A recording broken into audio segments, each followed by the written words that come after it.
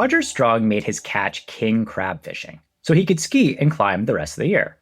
His life was forged by sea and steel, commercial fishing hardening him for both alpinism and captainship. As he says, it was some of the best and worst times. But to continue the metaphor, the metallurgy of life also requires tempering, annealing, and healing too. In this episode, we chat about life and times of commercial crab fishing, establishing mixed lines in Washington, including the first M8, M9, and M11, why having a child was the best thing that ever happened to him, and how he learned to smell the moss. Before we get to the interview, a few notes. I want to thank our new members, John, Jon, Brian, Seda, Clemen, Greg, John with an H, Pete, Joe, Michael, and Daniel. Thank you all for supporting the podcast and our online magazine, The Cooler. Roger works for Black Diamond, America's quintessential climbing company. For this episode, they are generously giving away, a brand new set of Hydras. Boom. They did that for us. Ice Beta. Thank you. Here's the thing, though. Only members of the podcast will be able to enter. Luckily, you can become a member for free, which gives you access to special giveaways like this, among other things. To sign up, head to icebeta.com, where you can sign up as a free member, or if you feel so inclined, you can also become a paying member. Pertinent to the giveaway, we'll share information for how to enter in this week's newsletter and on Instagram, so stay tuned for that. We'll get to our conversation with Roger shortly, but first, a quick message from our sponsors. We get it. For us, ice season never really ends. It just kind of blends between rock, plastic, and plywood until waterfalls freeze over again. No matter how you climb in the off-season, Furnace Industries keeps you going till your next bout of screaming barface. With their gym-safe dry ice evolutions, you can keep up your fitness indoors. And if you're looking to challenge yourself on your home wall, they have the largest variety of dry tooling holds in America. Check out their full lineup of ice and dry tooling gear at furnace-industries.com. Because for us, it's always ice season. Hi, it's Katie McKinstry Stylos. And when it comes to winter climbing, having the right gloves can make or break your day on the ice. With Anew, you're in good hands, a small boutique brand founded by passionate climbers for climbers. The mission is simple, to create the best ice climbing and dry tooling gloves that are durable, dexterous, and waterproof. Personally, I can't imagine climbing any day on tools without my Anew gloves. Whether I'm on a steep pitch and highlight climbing in my Vincent lights, belaying in the Bingo Cave with my Vincent mitts, or climbing at my limit in the Dolomites of Italy. They're my reliable partner in the cold and on tools. Experience the difference with Anew. Check them out at anew.com. You grew up in a time when television was quite different, just flatly stating that. But there were no shows like Dirty Jobs or Deadliest Catch. And in learning about a bit of your history, you spent quite a bit of time crab fishing in Alaska. And I don't understand how you came across that job growing up in Colorado. So how did you hear of that, and how did you end up getting into it? That's a really good question.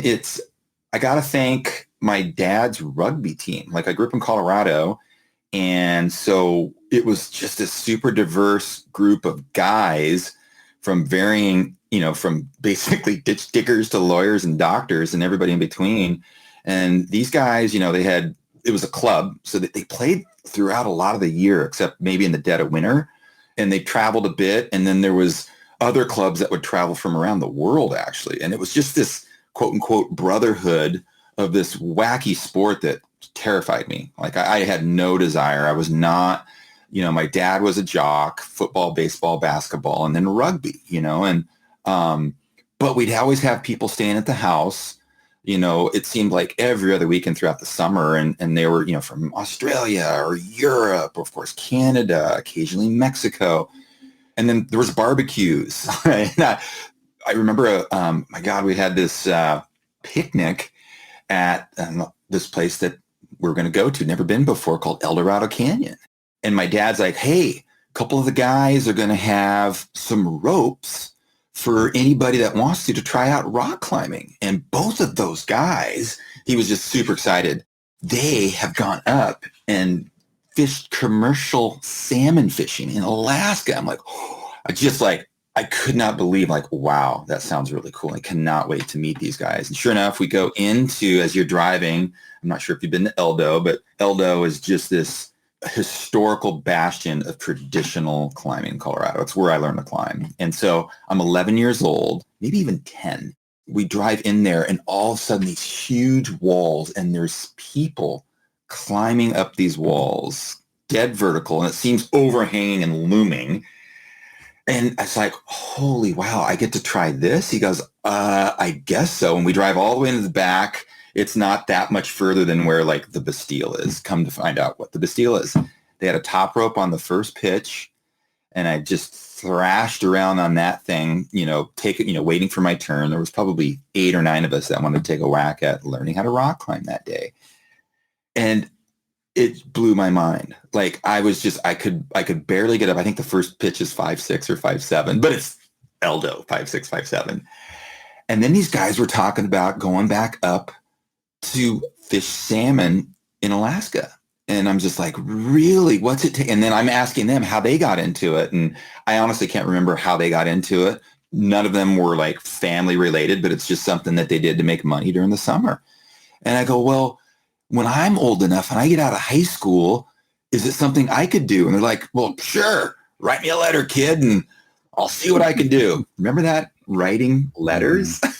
And so that's what I did. I wrote a letter to Mark, was the one guy. And then my dad actually also had a business coworker who I still keep in touch with to this day, Ron Norman, who grew up here in Seattle, who was just connected with tons of fishing families. And he's actually the one that ended up getting me my first fishing job. Mark really didn't come through. Analog letters took a long time, but the quicker way to actually get things done was to get on the phone. And so I called Ron, like, hey, Ron, if there's any way, and it was in between my sophomore year in high school, the same age as my daughter is, knowing that teenagers go up and work on salmon fishing boats in the summer when they're not in school. So he called my bluff. He got me a job working out of Bristol Bay between my junior and senior year in high school. And I went up, and it changed my life. The first 10 minutes I was on this boat working with these men, these kind of guys, they don't take shit from anybody, but then you're the greenhorn. You start just doing whatever they tell you. And only had about 6 hours before the next opener. I hadn't slept like in a day. Get on this boat. I'm the greenhorn. And trying to, all of a sudden, you're just thrown into this world of it's a 32-foot boat with 4 other guys, and we've got gear work. So you're starting to learn, you're just learning from these guys on how to mend mesh. And so spent the whole... There's no orientation. You just follow along and try to keep up and don't fall overboard. Exactly. There's no HR. There's no onboard training. You are just like, all right, kid, let's see if you can hack it. And I was able to hack it. And 6 weeks later, I came home, and I was the greenhorn making a half share. It made like $17,000. And that was in 1984. Damn. And so... That's a half share. Yeah, as a half share. And then I went the next summer after I was finished with high school. My parents couldn't really afford much for college.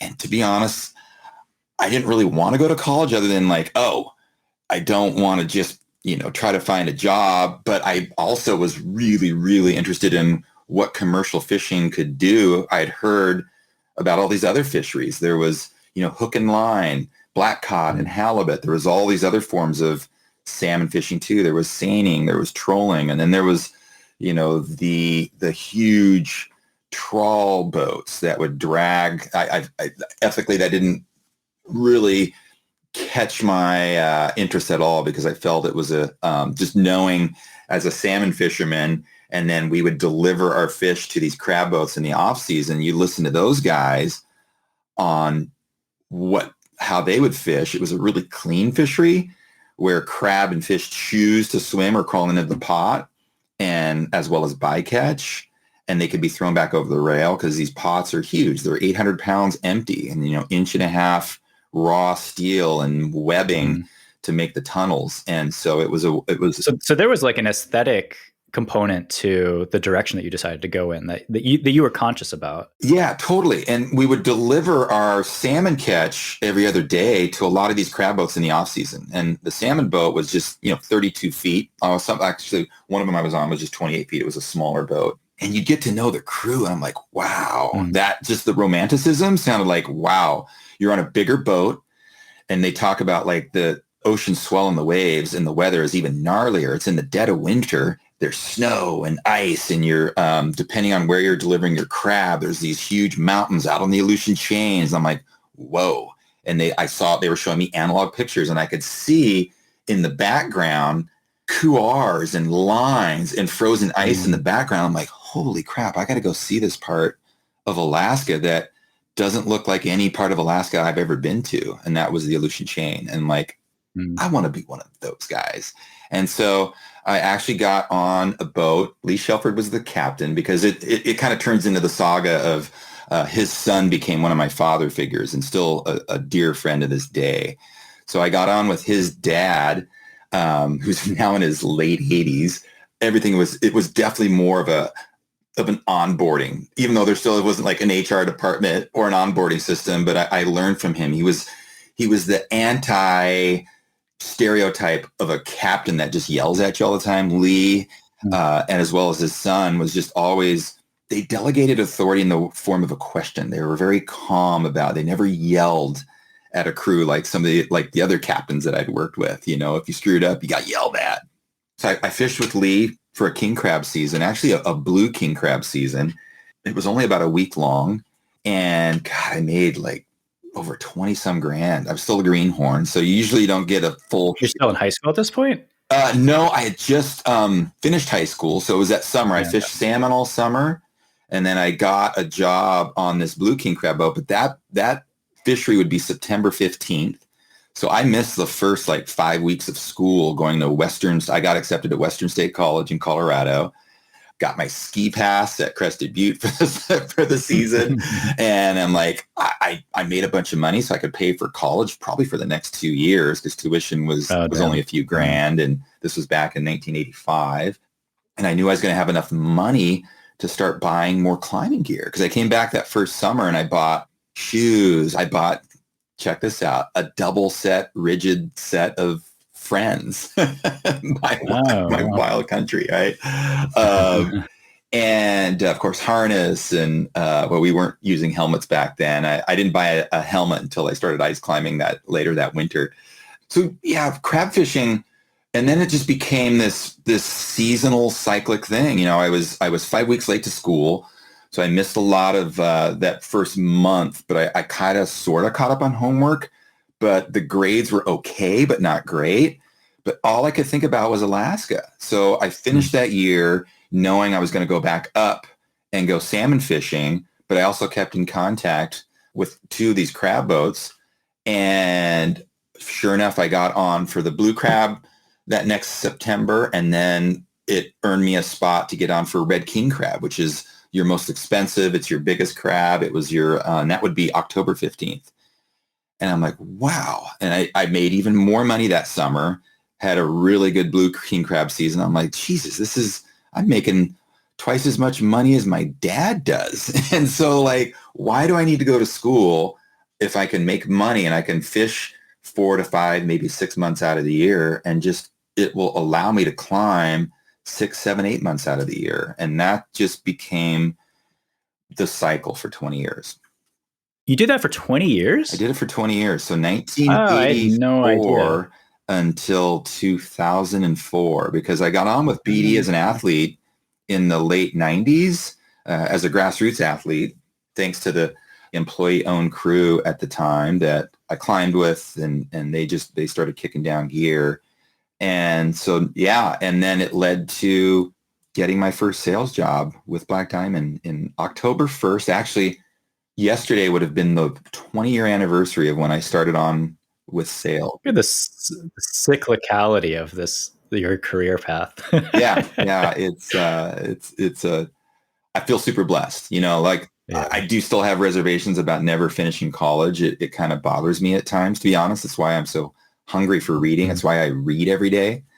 it's been a few years ago, I started just making myself get in the habit of reading every single day.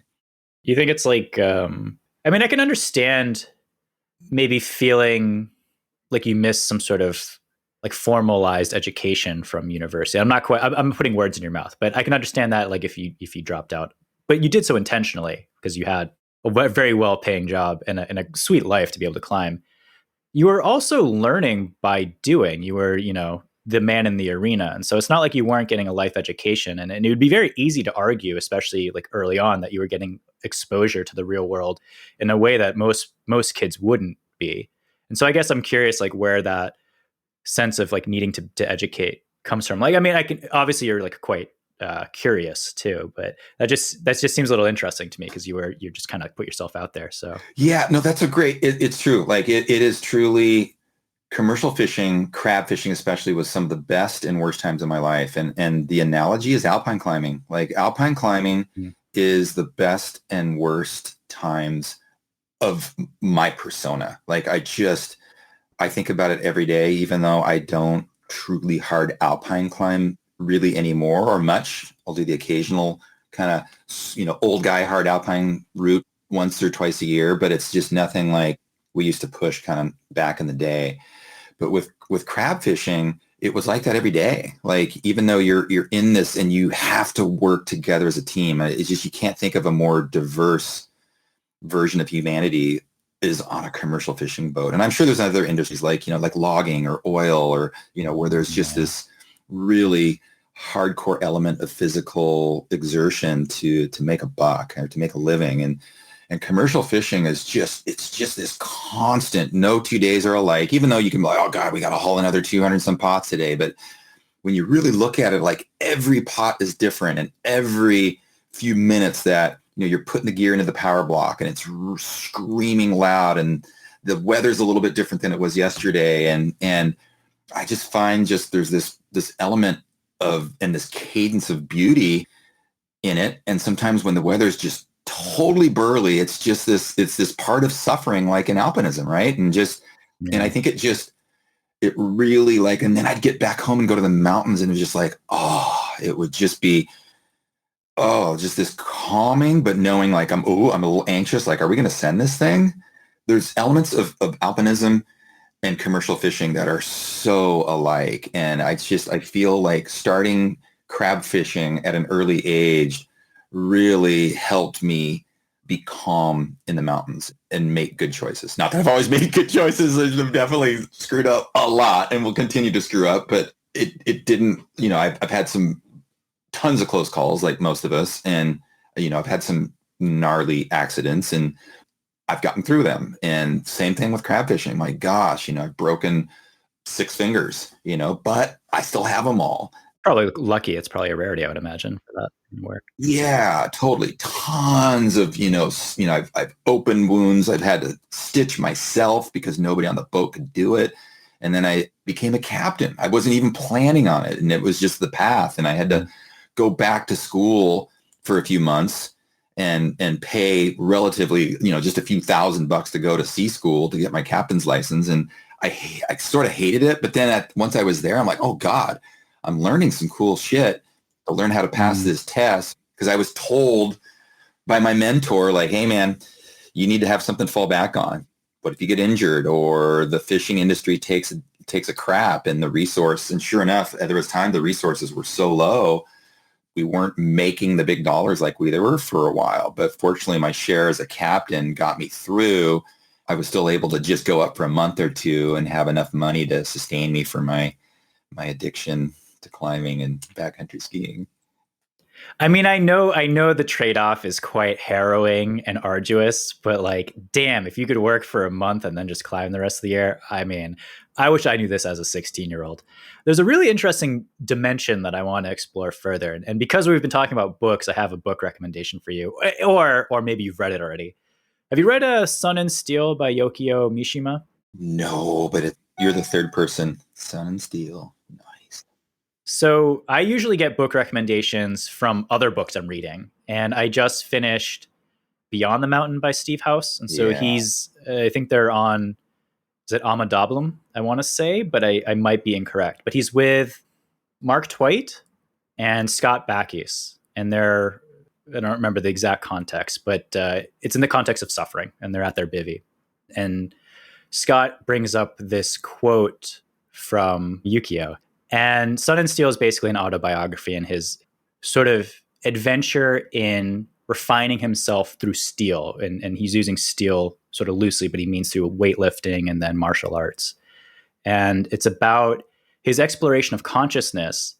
And he finds that he starts to experience consciousness through pain, and then there's a consciousness beyond pain, and then there's a consciousness that only exists when you are face to face with an other. For context, Yukio becomes a very prolific writer in Japan. He's considered like one of the new guard for young Japanese writers post-war. And he has this internal struggle of sort of the abstractness of imagination and words and the tacit just reality of physical exertion.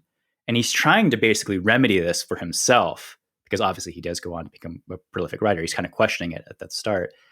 Yeah, it's really interesting about how suffering and pain can elicit this like intense experience with reality, which is like, again, like Steve House is reading in, like you're talking about this. And I guess like for you, like the experience of being on the ship and things like that, could maybe you describe, like, does this resonate with you? And maybe could you describe, was there a sense of like heightened reality or awareness when you were sort of like in the thick of things? Absolutely. No, that's a great question. And boy, now I'm going to put that on the list in Sun and Steel, because the boat, it's made of steel and wood and rubber and oil. And the goal is to harvest a resource and have it compensate, right? And reward. But it takes physical effort, and it's the most physically demanding. The only thing I can think of, again, I pick on alpine climbing, maybe even big wall climbing, where you're just hauling a ton of gear. You're not really, it's the opposite of going as clean as possible with little, that was one of the amazing many things of Yvon Chouinard's and Tom Frost's clean climbing ethic that was obviously the formative of Chouinard Equipment, Patagonia, and of course, Black Diamond. But with this boat, you do have, it is a form of protection being on this boat. And the other part of the protection is how well you work with your crew.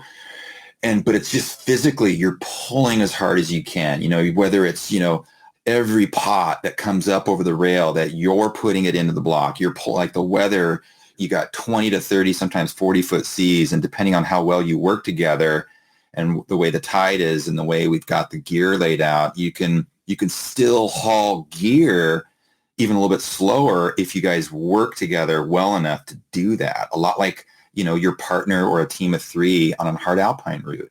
It's like, you're just like, we're hauling an empty string. There's nothing in it. But then that's where I would actually find the beauty. All right, now let's see how fast we can haul this gear and work as a team and turn this into fun, almost like cross training. It's like, we're hungry. Let's just haul 10 or 20 more pots before we actually just take a break and have a meal.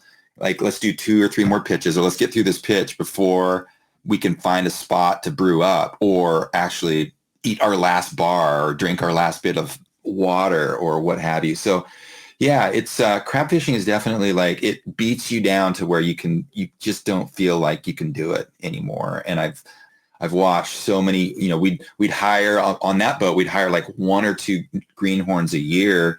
They wouldn't last more than a trip or 2. It was just too much. Then there's no body type. There's no race. There's no type of human. You just don't know. There's no body type that is better than the other, because it's easy to say like, ooh, there's a climbing body type. There's a running body type. Not in the commercial fishing industry. The commercial fishing industry, or a boat, or the position of a deckhand doesn't care where you came from, doesn't care how you voted, doesn't care where you piss, doesn't care what you eat. All it cares is the reciprocity between the relationship and you in that environment. There's a leveling that's really intriguing about what you've been talking about. You started with your father's rugby team and sort of how you had like day laborers next to lawyers and things like that. It's irrelevant what you do because you're there for a common cause. And because you have a common cause, you can build relationships and you can build connections and you build camaraderie, and you also build like trust, which allows you to have these other conversations. And you can have a lot of disagreements ideologically or religion or politics or whatever, but you have that commonality, which allows you to engage, which again, I find really interesting because I don't know many environments where your relationship is forged by like risk. Like it's not the same as being in an office. I don't know how many opportunities people have these days for that type of environment, right? Like it seems like that's kind of a unique position to be in, especially kind of coming up. It seems like these types of positions or opportunities, like for the mainstream, they're not there. They're not oftentimes available. Agree. And I feel like, no, that's a really great word, because the way I look at it, and I've actually debated with my wife, and I made a comment, and it made my wife and daughter feel a little awkward, because it was the tone I said it in is like, I said it to the beat of like, all humans need to do three things. One is go work on a commercial fishing vessel. Two, go climb a mountain that seems like it's out of your reach and difficult. Number three, go spend a couple months working and giving back to an emerging country of some sort. Versus like, I cut my tone. There were like, there were some other moms around that. And I think we were at Maya's track meet. That's what it was. and Merity was just rolled her eyes. Just like, dude, like, I get what you're trying to say, but like, think of like the parents that are at this track meet that think we're fucking crazy for going climbing and backcountry skiing. And for you to say something like that, because you've had this life, that you've had these options. And then of course I got defensive and I go, well, I grew up with no money. Of course, I mean, this was my way to kind of get out of the hood and to go adventure and explore my passion for the mountains of climbing and backcountry skiing. And she's like, I get that, but how would you make that comment more inclusive? I'm like, oh, gotcha. So I worked on it, and I turned that around. Like, wouldn't it be cool to think of how some of your hardest either questions for some of the things that people do, and a book actually I read a few weeks ago, there's this underlying theme called misogi. It's a Japanese proverb. I don't know if you're aware of it. It's misogi.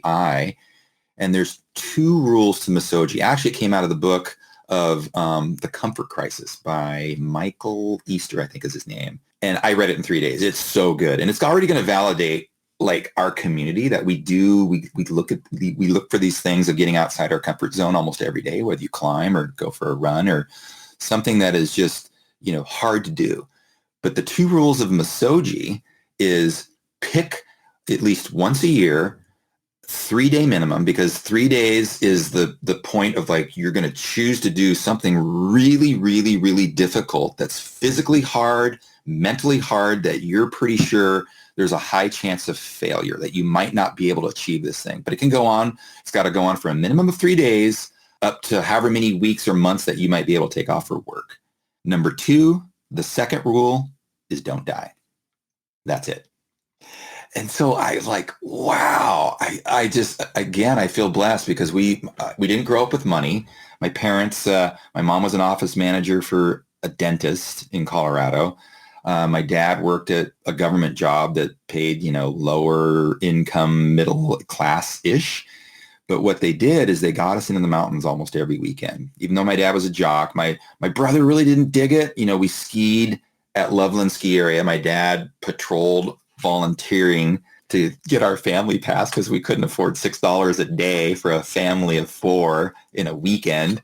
So back in the 70s, but it was just my favorite thing in life was sliding on snow and then being in the mountains. And then that day going into El Dorado Canyon was like, wow, I have to learn how to use this equipment and ropes to get up mountains. And if I could get up mountains with those tools, with those sharp things, with skis on my back, even better. I feel like this might just turn into a book recommendation podcast. So I'm a writer, and what that means these days is doing a lot of like marketing content-based writing for money. And I was doing some research the other day. It was about air quality and I came across this UNESCO report. The thing that stood out to me was that the average person in the world spends 90% of their day indoors. And because I was telling you about earlier how I was feeling a little bit low and like frustrated. And one of these was actually, it became encapsulated by this figure, because I was like, I reflected on the past week and I was like, okay, I went outside for running. I like walked to the store, like didn't get out climbing this week. And I ended up spending something like 95% of my time indoors, which was crazy to me. It was like this huge shock. And like, what am I doing? Like, it's summer. It's really nice. And so ever since then, I made a concerted effort to get outside, and I felt much better, is sort of the point. I think you can be lulled into this comfort. It is a lot easier just to go climbing in the gym than to drive an hour to it's a world-class sport climbing area that we have here.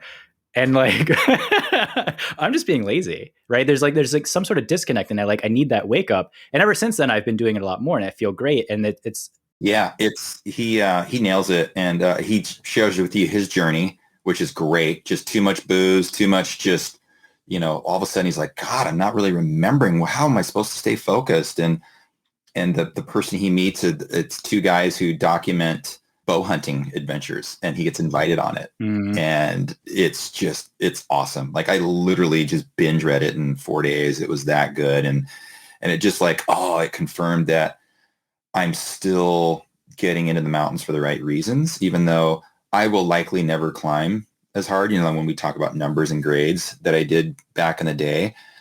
But climbing and backcountry skiing are more rewarding intrinsically on a deeper level than I am still getting the magic, the random magic every week when I just go solo my favorite 5-8.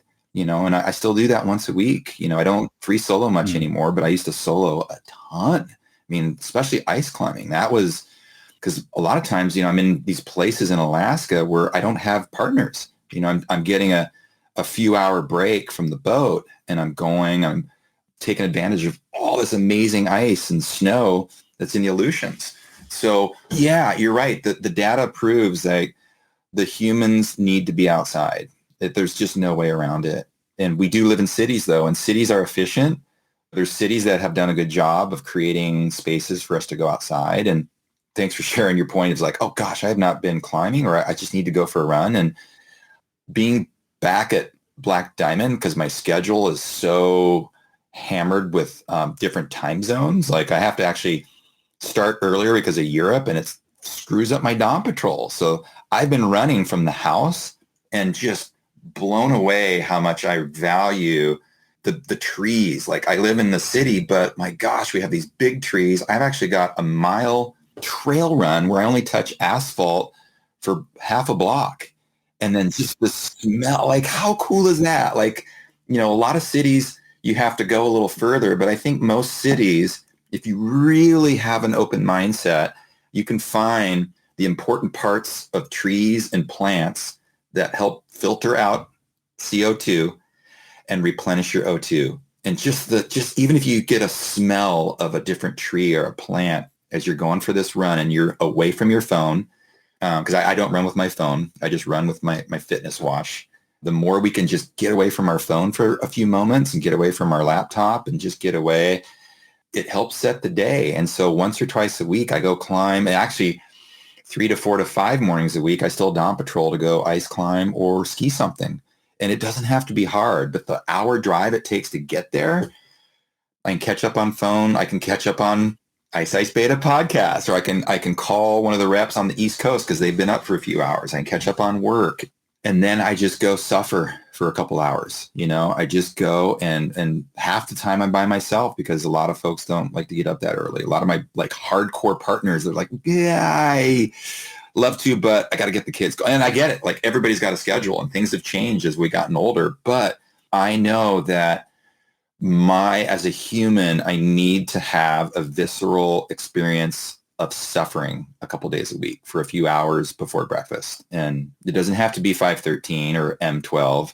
It can be 5-8 and MO and grade 2 or grade 3 or grade 4 ice. And that just sets the day. It sets the week. Even if I don't go to the mountains for a whole week, it's just, I don't get rattled throughout the week. I can stay focused on the tasks at work and the tasks, at family and at home. And it's an important value that I thank my parents for planting the seed early in life that I know I need to continue to do.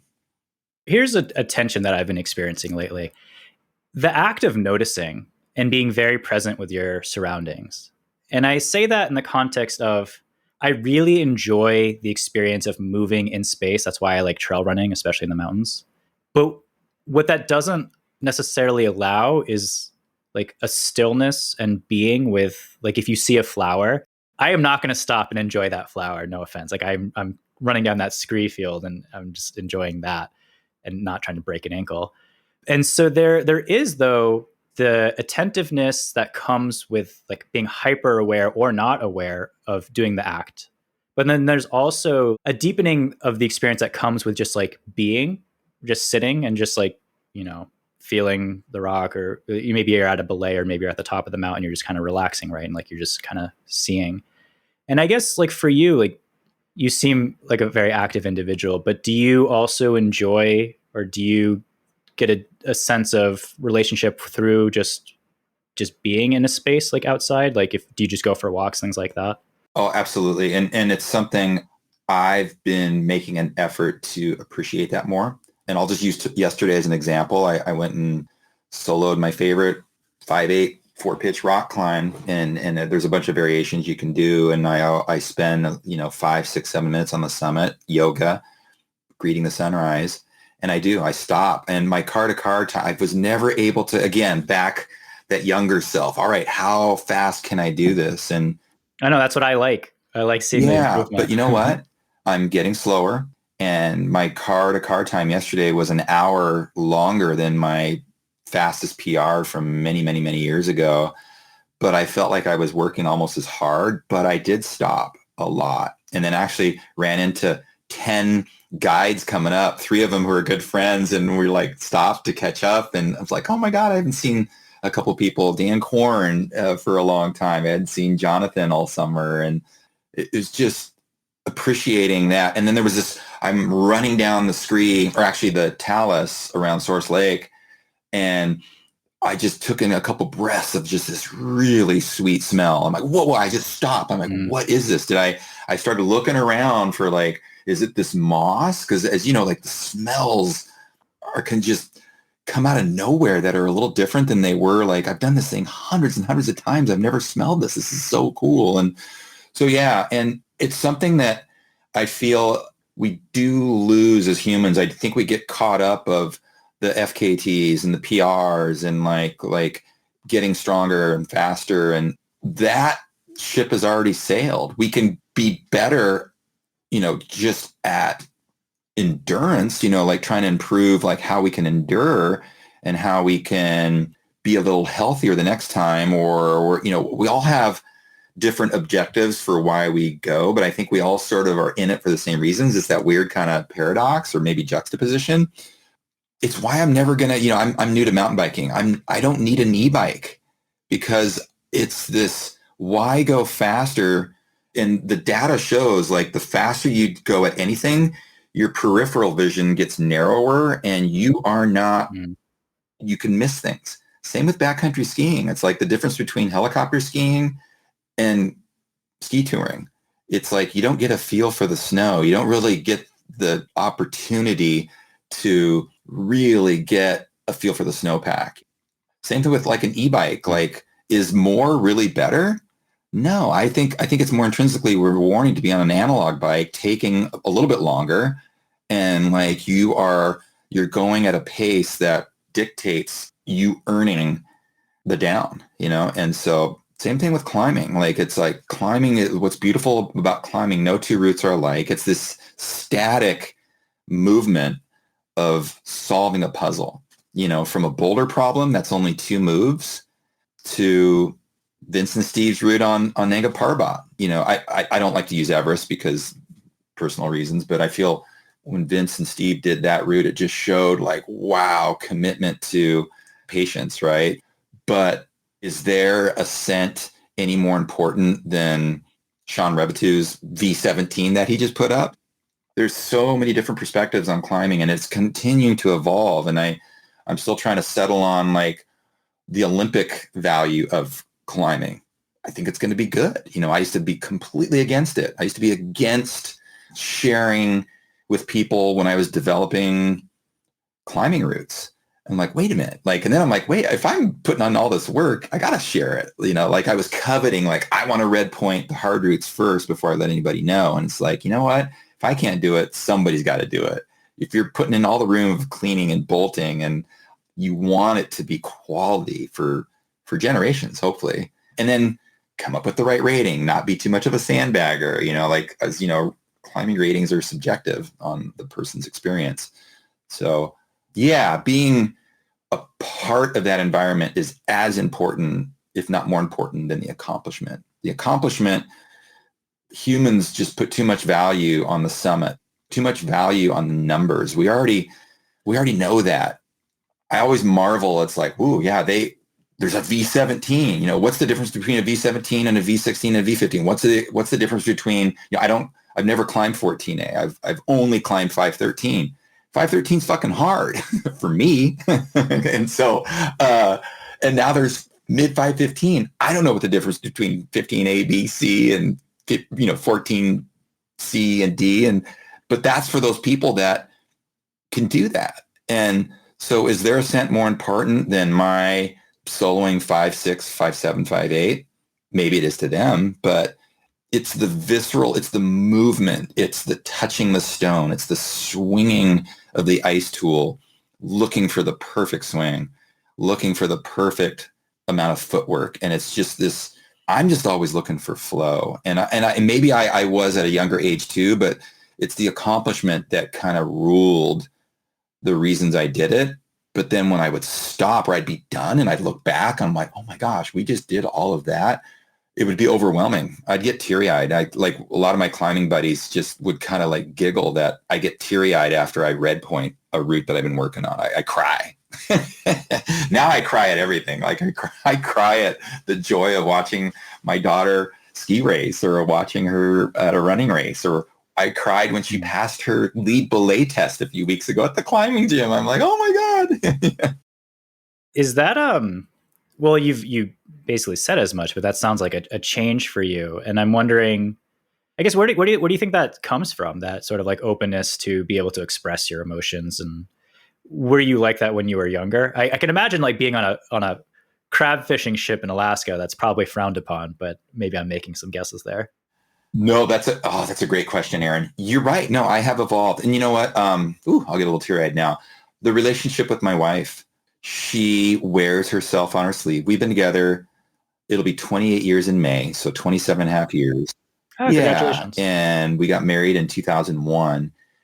And my gosh, we both have changed. And I am more attracted to her now and even more challenged by her to just be a better person. And then, because I kind of shared before we started recording, is I never wanted a child. I never wanted to even be married. I just want to fish, climb, and ski. I'm just this, I really believe in the powers of three about everything. We sell in the powers of three.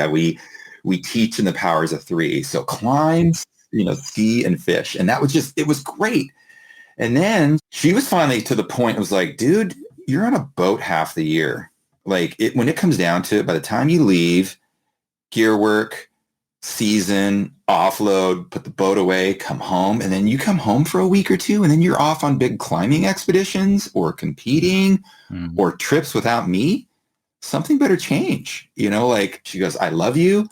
I love our life together. I love when we climb together, but we're not climbing as much together. I have to find my own community when you're gone, and you come home and we have to find each other again. You've been gone for a couple months. And so, oh, by the way, I think I might want to have a kid someday. And this was back in the early 2000s. I'm like, I pumped the brakes. And it took me a couple years to okay, how I know I want to be with this woman for the rest of my life, but I need to make some changes if that's going to happen, because I need to respect what she wants out of life, her path.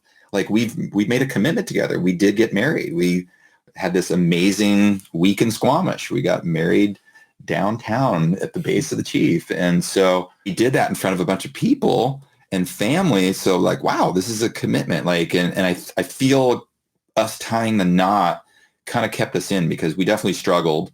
She had a super gnarly climbing accident in, I think, 2001 or 2002, where one of her best friends passed from it and she felt responsible and it changed her life. And climbing is very different for her now. She still climbs at the gym once a week, but climbing outside, her number one passion in life is now kite surfing. And she wanted just something that she didn't need a belay partner or a backcountry ski partner, something she could just do on her own in the water, completely different away from the mountain environment, in the ocean and water and river environment. And that's something I had to learn. It's something I hated. I am not, you spend 20 years on a crab boat, you develop this healthy fear of falling in the water. I am the world's worst swimmer. I can't catch a wave to save my life, but with a kite, I feel like Kelly Slater or Steph Gilmore. Like it took me a few years to learn and to enjoy it. It's one of those uncomfortable things that I do that I just love. A lot like mountain biking. Like mountain biking, I've stayed away from it my whole life, and our daughter got into it, and now I'm learning how to not get hurt. It's not a good sport to stay away from injuries, but it's so fun. So you did eventually settle down. You got married. You had a kid.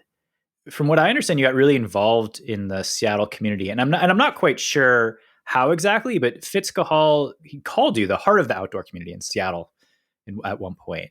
How were you involved? Was that stemming from sort of like, being in place and wanting to I guess like where did that idea come from? Like now that you changed your sort of like lifestyle?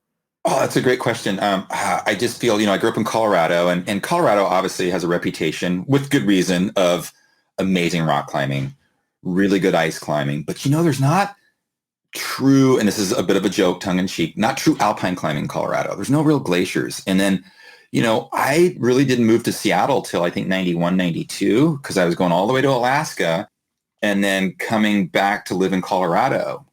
I had quit university because I'd come back to Colorado and just climb and ski because it's amazing.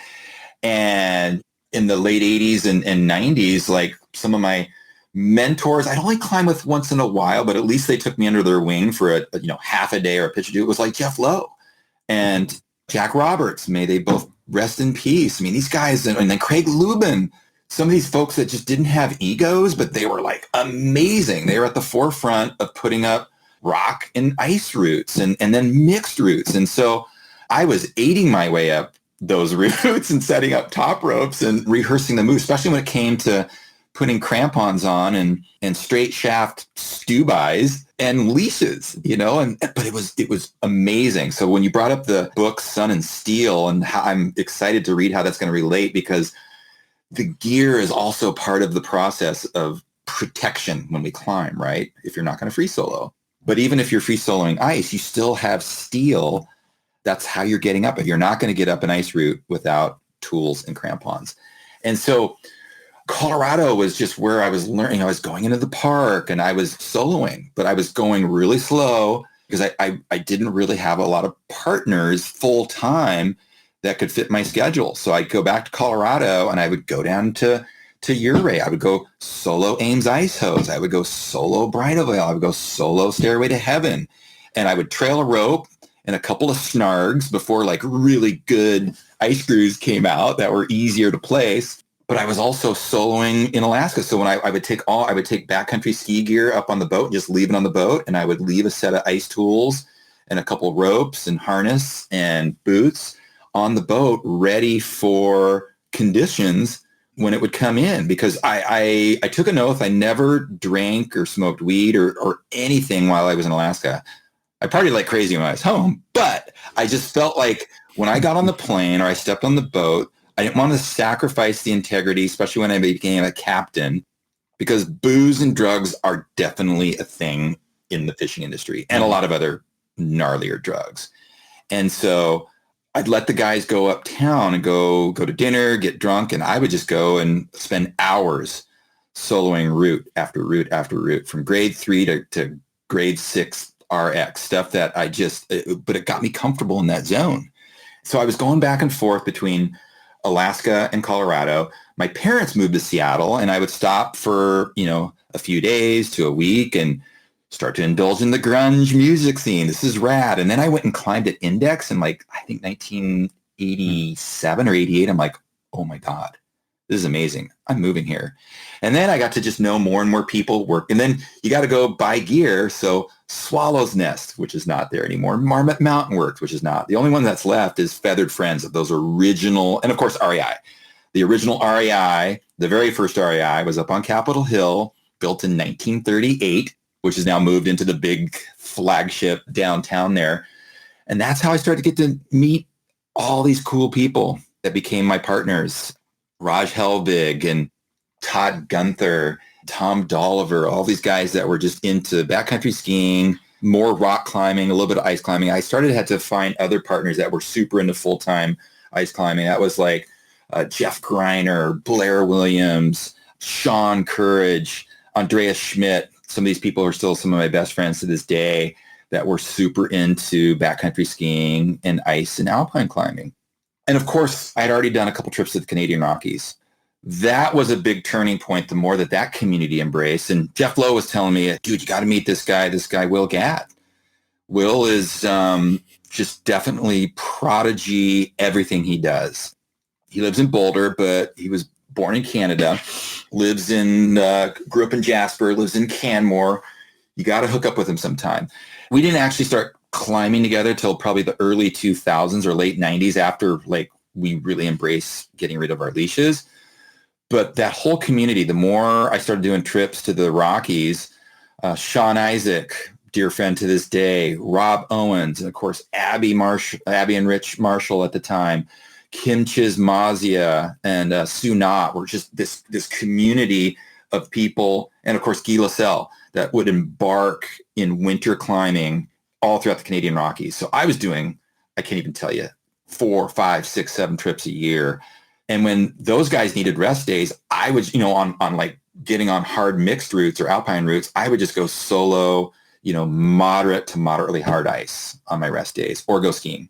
And I was learning from those guys, and I was very into the traditional ethic of trying to do routes on gear, but they were already bolting things. They were learning from the European friends, even though Jeff Lowe, years before I put up Octopussy at the Vail Amphitheater, which took me a long time to get the courage to lead that, because I aided my way up it, top roped it, figured out all the moves, but it took me a couple of years to get the courage to lead it at the time before it got retro bolted. But the Canadians were like, yeah, you've got a ton of resources. And tell us about the ice climbing in Washington. I'm like, it's actually amazing, but it's definitely fickle. There's a ton of rock, but there's not a lot of cracks at these crags that we keep discovering. And they're, well, we'll just bolt it. I'm like, okay. So that's what I started doing. And that was in the mid to late 90s.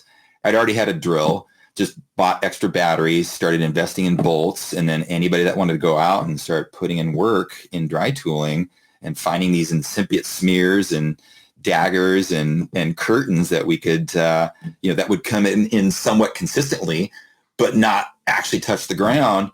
And let's bolt some roots up and start putting up some dry tool mixed roots. And that's what happened in the late 90s throughout the kind of the mid 2000s. And it was super fun. There was more consistent partners at the time. And then it kind of whether it was my loss of interest or I started working full time for Black Diamond in 2004, October 1st, 2004 in sales, got busy with that.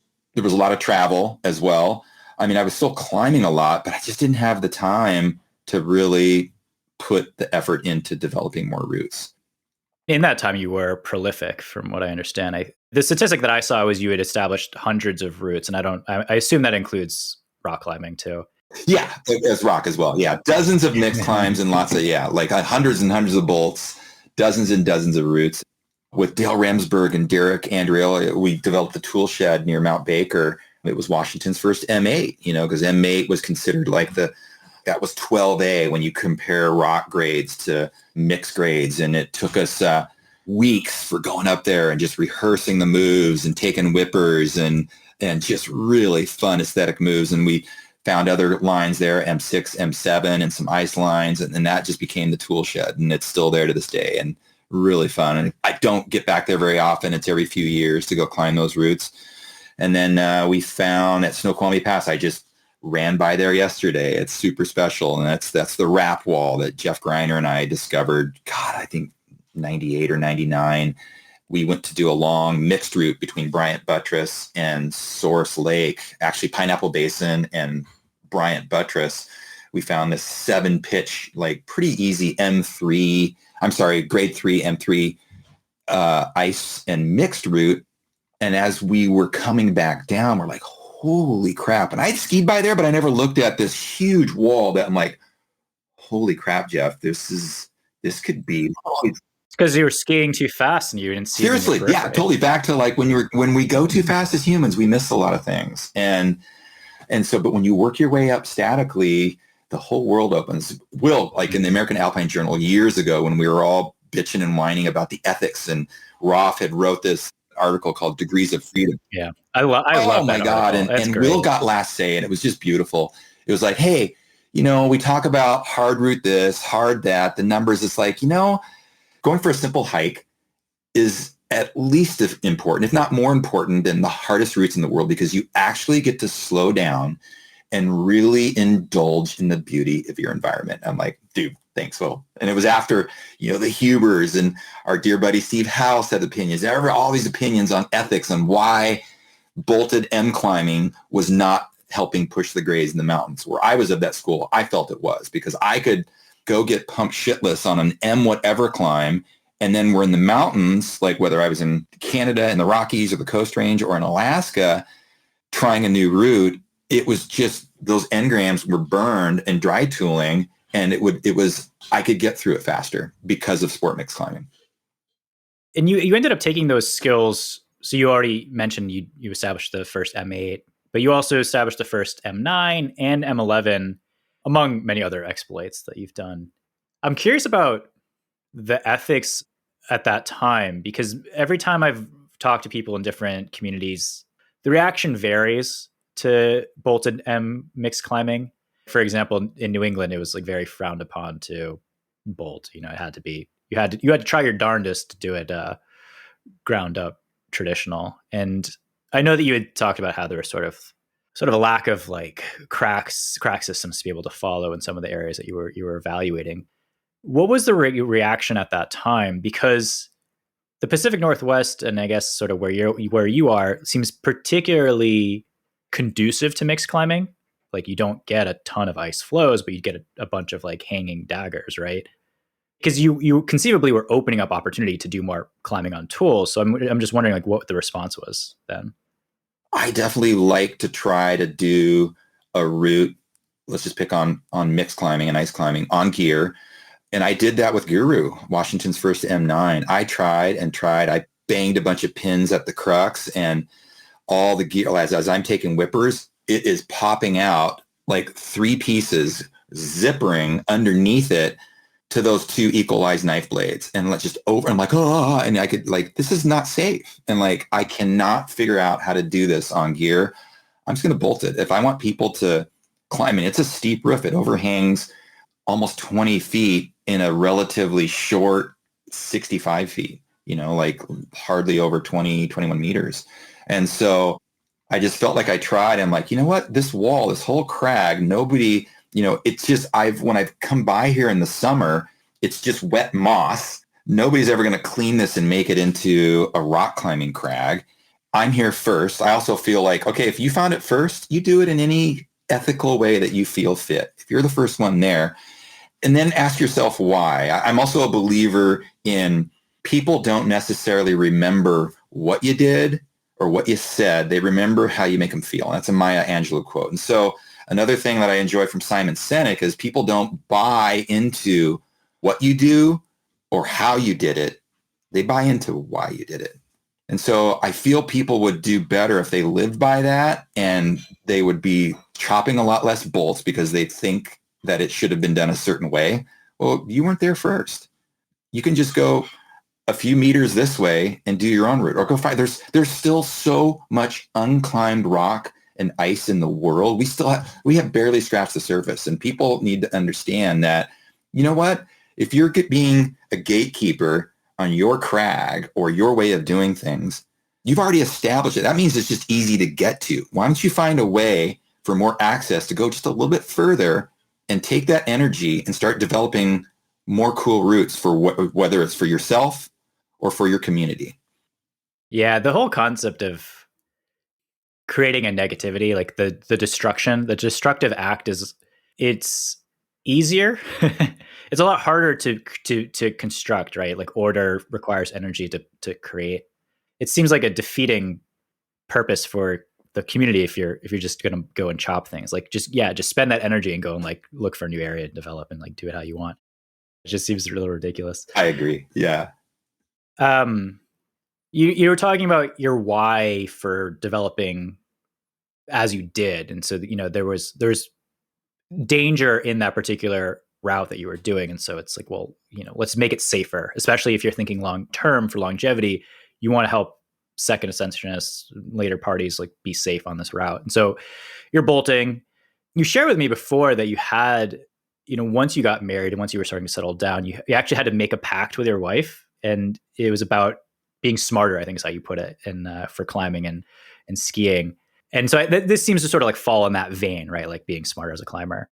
You did end up having a traumatic ski accident in 2011, though, a few years after your daughter was born. And I'm wondering, you're super active. You're like, you told me the other day that you're more active and psyched than you've ever been on the outdoors. And so, you've been going down this thread of being safer, but then you had this accident. And I guess I'm wondering sort of like, how did you try to be safer? And then sort of like what happened with the accident, and, what's kind of come of it today that you've maybe taken from as lessons, and how have you been safer since?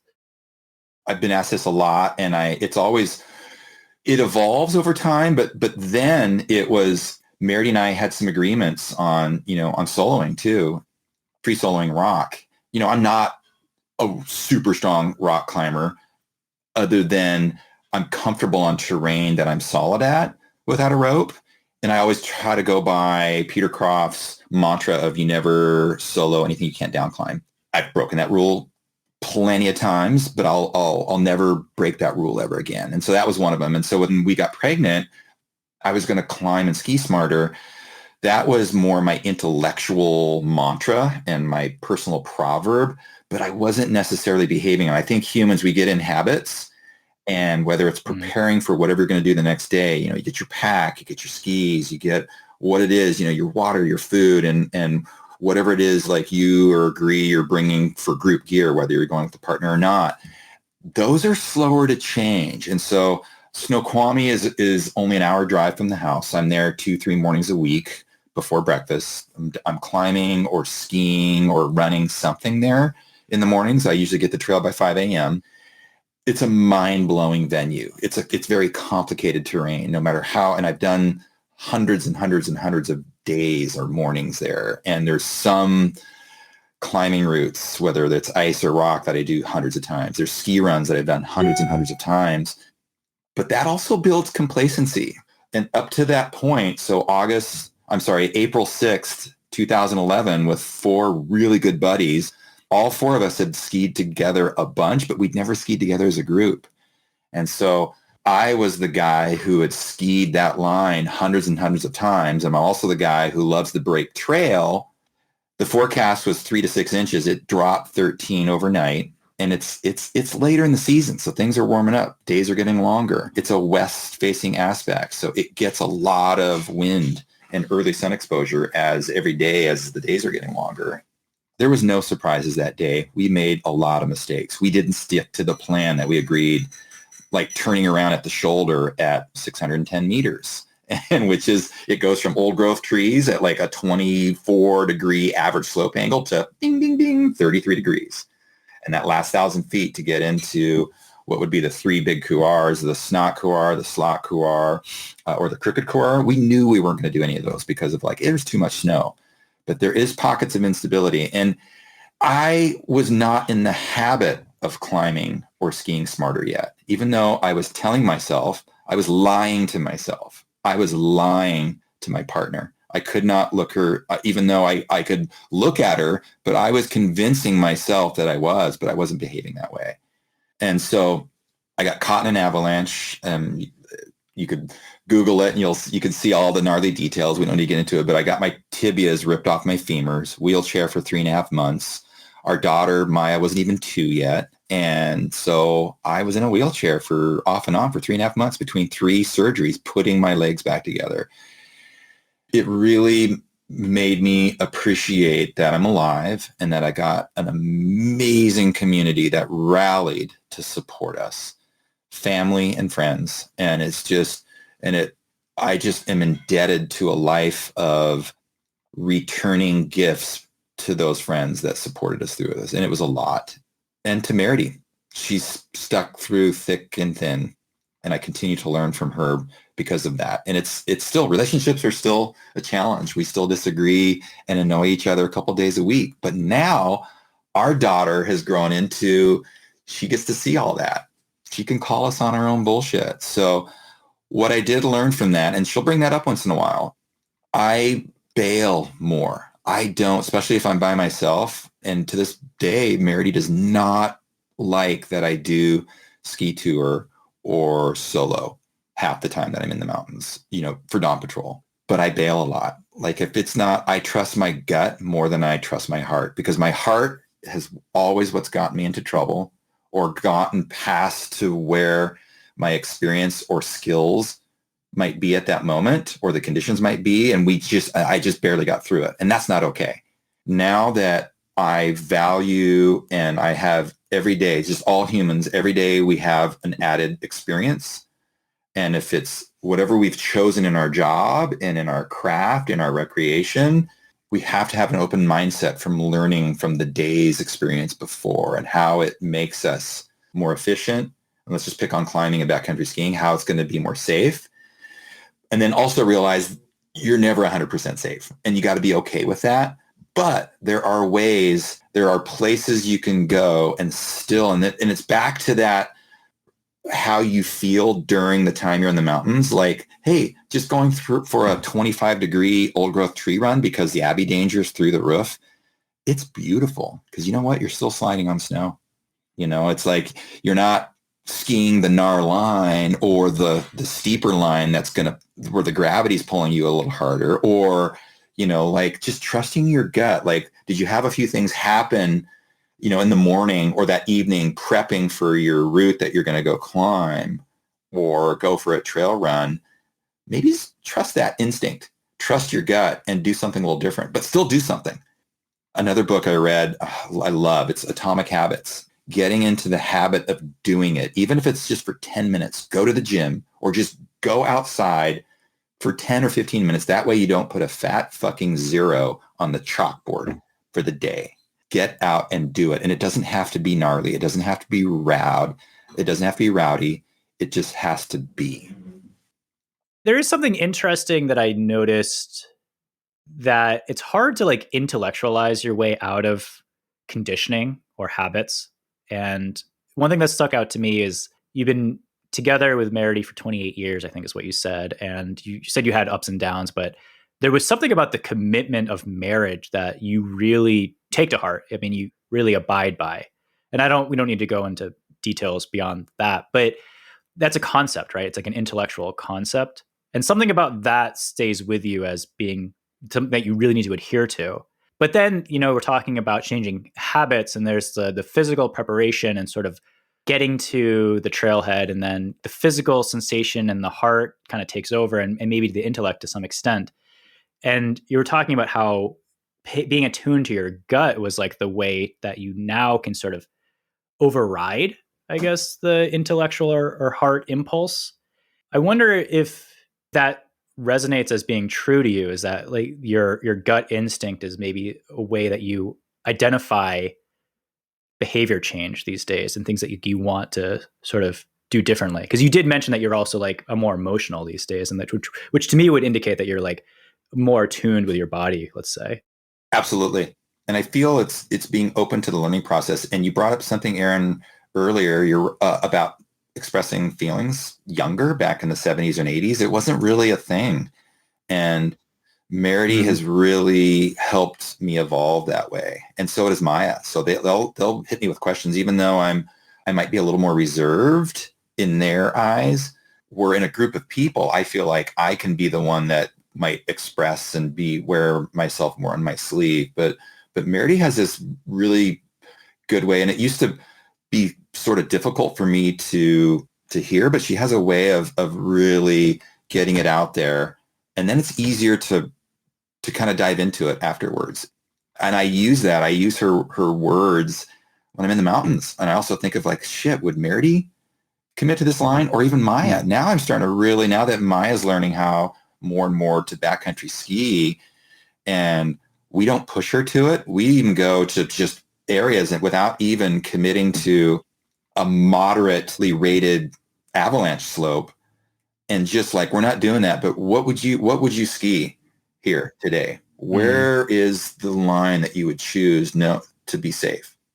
I do a lot of that. And then I also like really listen to more and more to my friends that are guides, because I've never been a guide, but I've watched a lot of my friends who were not guides. They've become guides, and I get out and climb and ski with them, and I learn from them, even though I've got all this experience, but my experience can lead to complacency and mistakes. That's why the side country can be kind of dangerous at ski resorts, because you get the lift up versus just the slow process of getting a feel for the snow. Even though it's a growing aspect when you look at the gear and the amount of people that go to the resort versus, putting a side country binding on a heavy boot and a heavy ski. I just feel we just got to continue going through life with an open mindset. We always have to be learning. We have to continually eat humble pie, even though it's uncomfortable. It's really hard to be humble, but it's so rewarding when you get through it. It really will make you appreciate every single move you do on a route, every swing of the ice tool, every kick of the crampon, every step of sliding uphill on snow, and the reward of going down. This is the question we always end with. If you were to give your younger self one piece of beta, what would that be? Younger, it's less about the accomplishment. It's about spending a little extra time indulging in the balance of the environment. I wish I wouldn't have been in a hurry to climb harder, in a hurry to climb bigger objectives in my late teens and early 20s. But what's cool about it now is that I really, really appreciate it. I stop more. My car-to-car times are on my weekly runs, my weekly rock climbs that I go solo and easy route, or a ski tour. They're going slower because I'm taking more time to check conditions, or just to really feel like, oh my God, I didn't notice. It's just taking more time to appreciate and just really feel more gratitude. I wish I would have felt more gratitude in my younger age, because that spreads out to community, and it actually becomes safer, in my opinion. So I just wish I would have really expressed and experienced gratitude. You can follow Roger on Instagram at Roger_strong. If you'd like to learn more about Roger's accident, we will share a video that Fitz Cahall produced about his recovery in the show notes. If you liked today's episode or enjoyed the latest article on the cooler, please do consider supporting us by becoming a member at iceicebeta.com, even if it's as a free member. As always, thank you to Hannah Noel for providing the intro music and Andrew Solomon for editing. Thank you again for listening, and see you next week.